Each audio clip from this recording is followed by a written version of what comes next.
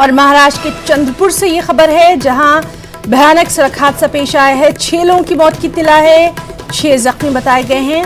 सड़क किनारे खड़े ट्रक को स्कॉर्पियो ने टक्कर मारी है और इसी के नतीजे में यह हादसा पेश आया है।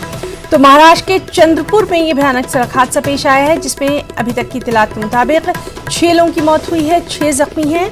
सड़क किनारे खड़े ट्रक को एक स्कॉर्पियो ने टक्कर मारी, जिसमें यह हादसा पेश आया है। अभी तक की जो इत्तलात है उनके मुताबिक 6 लोगों की मौत हो गई है, 6 जख्मी बताए गए हैं, जिन्हें करीबी अस्पताल में भर्ती करवाया गया है। सड़क किनारे खड़े ट्रक को स्कॉर्पियो ने टक्कर मारी, जिसकी वजह से यह हादसा पेश आया।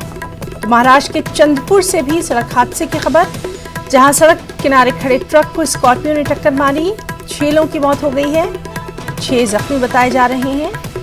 इनको करीबी अस्पताल में दाखिल करवाया गया है।